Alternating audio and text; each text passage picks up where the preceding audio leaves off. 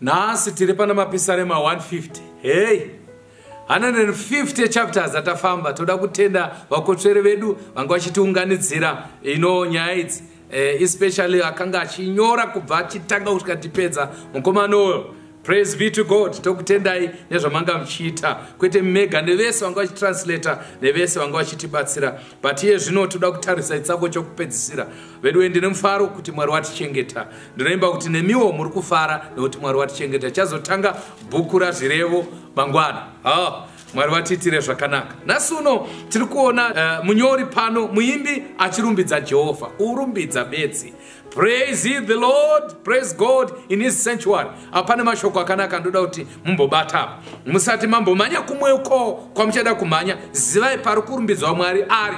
Kwanza ari kurumbidzwa musanctuary yake. Musanctuary munei ndozvoda kuti zvoonekwe izvozvo izvo. Vazhinji vanomhanyira pavhesi ine chekuita nekutamba, takamboitaura nezuro. But issue ndeyekuti ngaarumbidzwe musanctuary. Musanctuary ndo mune izvo zvaitaridza kuti Jesu ndiani? Jesu chingwa cheupenyu. Jesu ndiye mwenje wenyika ino. Jesu ndiye anopindura munamato edu. Jesu ndiye murayiro.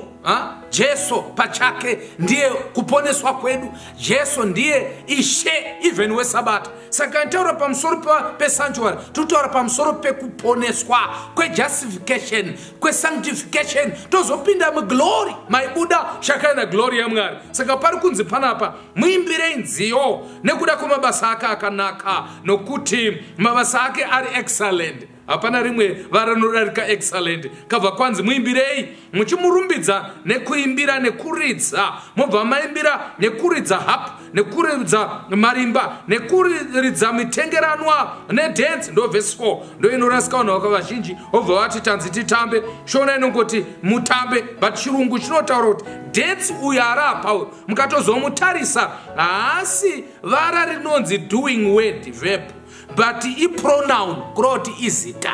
Kurukurehwa chiridzwa chainzi dance. Indai munoitsvaga ndo zvakanakira kudzidza Bhaibheri. Saka pakupedzisira kwanzi praise him upon the loud cymbals, kuroti kumurumbidza pamberi pavanhu. Hazviiti pachivande. Verse 6 inobva yati let everything that hath breath praise the Lord. Chekupedzisira praise ye the Lord. Hallelujah. Zvese zvinofema ngazvirumbidze Mwari. Ngatinamatei pamangwananano kuti Mwari arumbidzwe mukati meupenyu hwako. Ishe tomutendai, rumbidzwai Jehovha nokuti makanaka, nokuti ngoni dzenyu dzinogara nokusingaperi. Tokutaenda namapisarema, haiwa tinofara kuti makatifambisa 150 days muchitiropafadza. Tibatsirei Baba patakutanga rimwe bhuku razvirevo muzita raJesu tanamata.